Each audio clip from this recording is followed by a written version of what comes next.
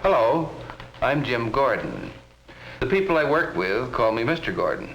At least when I'm around, they do. They're about your age. That's right, your age. You see, I'm principal of Lincoln High School. My job is to help boys and girls be the kind of young men and women they'd like to be. Capable, educated, and responsible. This sheet of paper is mighty important to two of our young people. I don't know what's on it, but I do know that it could make a big difference in the lives of Hank Evans and Lloyd Smith. However, the contents of the paper would make the most difference to Hank Evans. Before I look at it, I'd like to tell you some things about Hank Evans. And I know more about him than he thinks I know. Hank Evans came to Lincoln High School from Lowell School.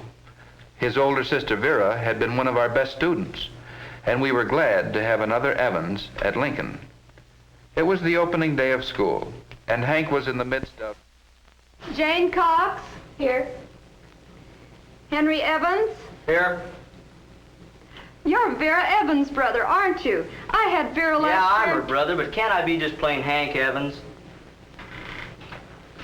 Lloyd Smith? Here.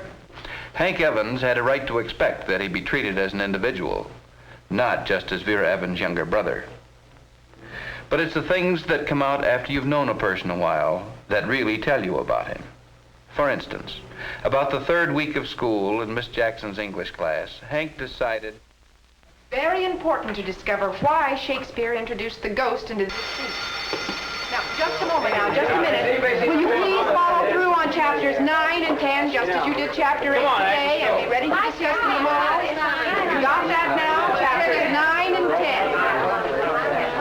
All right, we may go now. Hi, Sam. Hi, Lloyd. How's the boy? How are you? Hi, John. Wait a second, next to you. Hi, Don. How are you? Hey. Oh, why don't they let us out of class on time? I've got to go clear over to the other side of the building. Oh, I know what you mean. I got the same... Miss Jackson, I'm sorry, but I didn't get the complete assignment for tomorrow. There was so much noise in the hall. I know, and I'm sorry. It's chapters 9 and 10. Read them and be ready to discuss them tomorrow. Chapters 9 and 10. Read and be ready to recite in class, as we have been doing. Is that it? That's it. And I promise not to wait until the end of the period to make the assignment next time. Thank you. I'm glad that's done.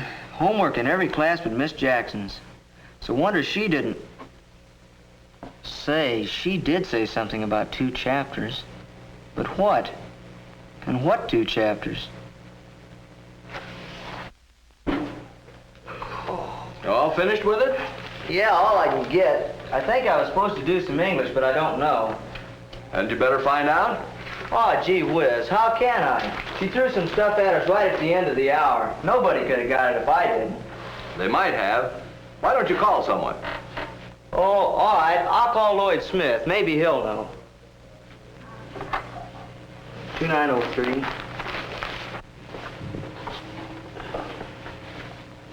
Lloyd? Hank. Hey, what did Miss Jackson assign for class tomorrow? Well, she said to read chapters 9 and 10. I guess she meant so we could recite on them just as we have been doing. Anyway, that's what I'm going to study. If we don't do it tomorrow, we'll have to do it later anyhow. But you don't know for sure. Well, thanks, Lloyd. Goodbye. Chapters 9 and 10. Maybe. If it's not 9 and 10, well, then I've read them for nothing. Besides, I've done enough work for one night. Perhaps Hank wasn't entirely to blame that he wasn't prepared for English class the next day. But Beverly Anderson was prepared. She had taken it upon herself to make sure what she was supposed to do, and had written it down so it wouldn't slip her mind. Lloyd Smith could contribute to the class discussion too, because he had learned that you can't let things slide and expect to keep up. And Hank? Oh, he had a couple of bad moments. He hardly knew what was being talked about, but he managed to avoid being called on to recite, and no one except himself was the wiser. I could unfold this slip of paper right now and see whether we, the teachers and I, have been wrong and Hank Evans has been right. Does it make any difference if you let things slide once in a while? But let me tell you another incident in Hank's career. He and Lloyd Smith used to get their lessons together. It was an even-up proposition. Neither one of them did more work than the other. Quantity x minus 3 times quantity x minus 5.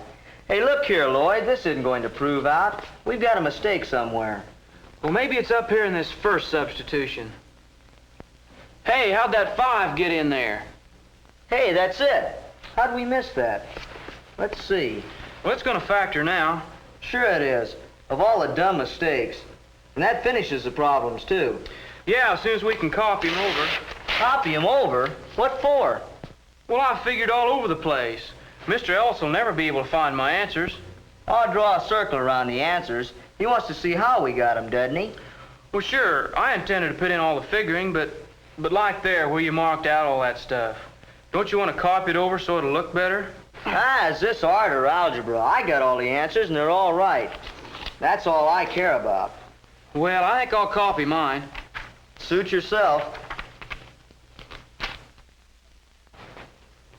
It may not be quite fair to say that this attitude toward his work was what you remembered about Hank Evans. Hank was friendly, intelligent, popular, and had a way with people.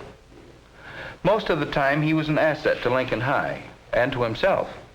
But there were times. Say, did you get your theme finished? Yeah, I think it's going to be pretty good. I've only got about 4 more pages to type. To type? Why, they're supposed to be handed in this morning. But Miss Granby said they were due on the 27th. I've got news for you, boy. This is the 27th, Wednesday the 27th. But we always hand themes in on Friday. I didn't look it up.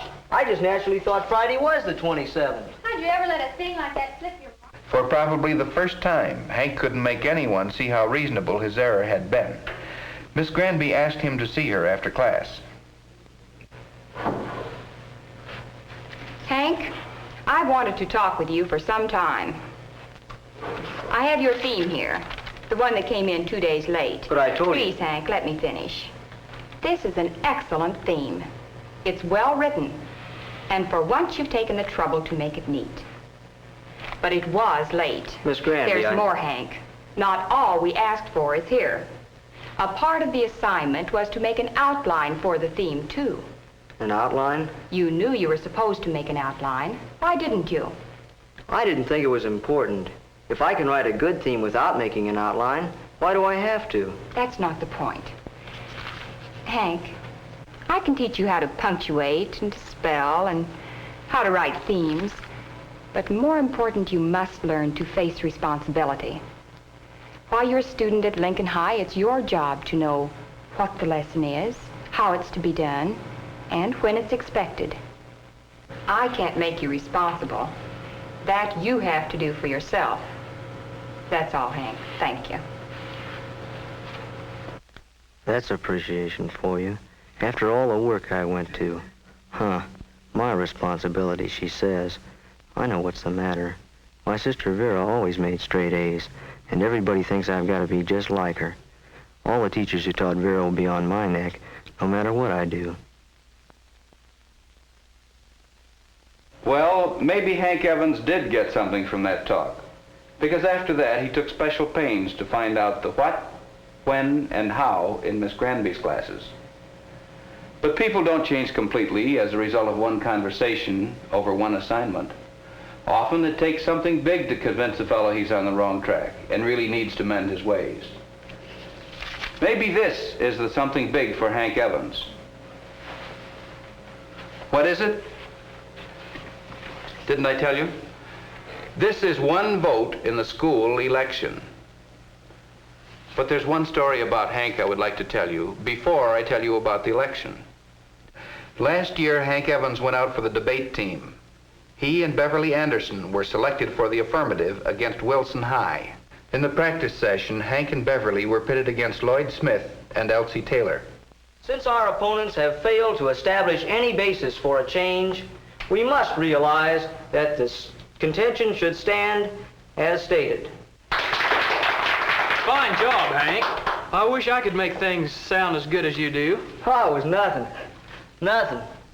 At least Bev doesn't think so.